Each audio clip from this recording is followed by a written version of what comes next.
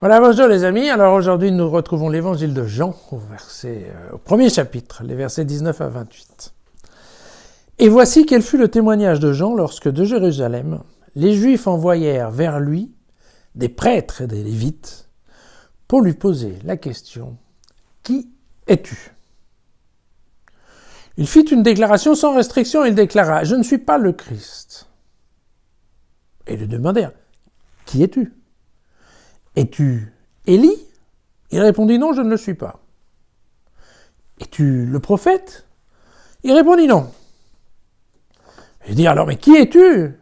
Que nous apportions une réponse à ceux qui nous ont envoyés. Que dis-tu de toi-même ?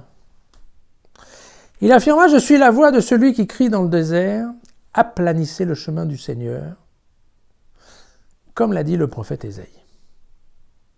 Or, ceux qui avaient été envoyés étaient des pharisiens. Ils continuèrent à l'interroger en disant « Mais si tu n'es ni le Christ, ni Élie, ni le prophète, pourquoi baptises-tu » Et Jean leur répondit « Moi, je baptise dans l'eau. Au milieu de vous se tient celui que vous ne connaissez pas. Il vient après moi, et je ne suis même pas digne de dénouer la lanière de sa sandale. » Voilà, cela se passait à Béthanie, au-delà du Jourdain, où Jean baptisait. Alors, voilà, nous sommes au début du livre, ce qu'on appelle le livre des signes, d'accord, dans l'évangile de Jean. C'est-à-dire qu'en fait, c'est la partie dans laquelle Jean va agglomérer un certain nombre de miracles pour nous le présenter, de façon à nous les faire comprendre. D'accord ? Et on se souvient que Jean va choisir en général des miracles dont les autres ne parlent pas. Les noces de Cana, par exemple. Voilà. Alors, il est évident que Jean le Baptiste est un personnage important pour Jean l'évangéliste. Pourquoi ? Parce qu'il permet de détourner un peu l'attention et en fait, vous allez voir qu'à chaque fois qu'on parle de Jean, en fait, derrière on s'intéresse à Jésus. C'est un petit peu un miroir. À chaque fois qu'on regarde là-dedans, en fait, on voit de l'autre côté. Et donc, vous voyez que, par exemple, ici, on ne parle pas vraiment de la réalité du baptême.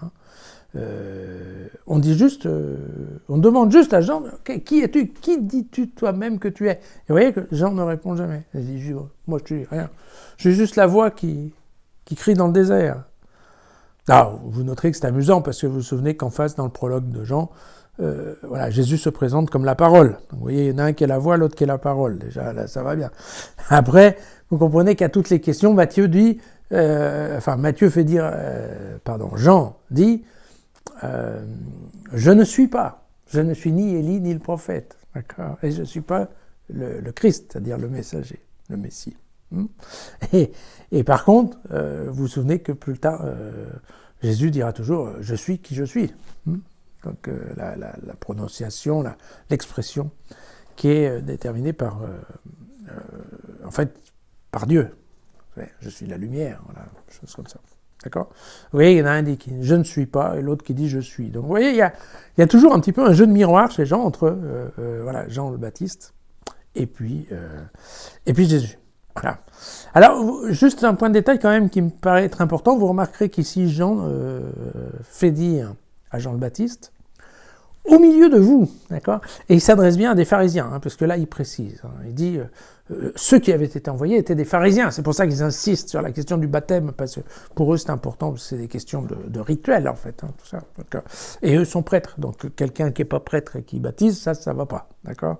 Et vous vous souvenez que Jean le Baptiste était supposé être un prêtre, voire un grand prêtre dans le temple, et qu'il a pris un petit chemin de traverse et qu'il fait autre chose. Mais bon, tout ça pour vous dire, effectivement, là, alors qu'il est bien spécifié que ce sont des pharisiens, donc Jean dit bien, est au milieu de vous.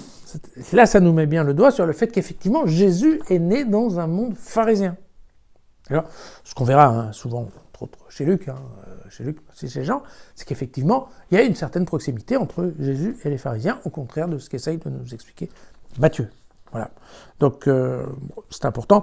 Juste un petit point de détail aussi, le Béthanie, ça se passait à Béthanie, au-delà du Jourdain, où Jean baptisé, c'est pas du tout le Béthanie de Lazare, de Marthe et de Marie. Il peut y avoir plusieurs Béthanies en Palestine. Voilà. Voilà. Merci Jean. On y voit nettement plus clair. Hein. Allez, à demain.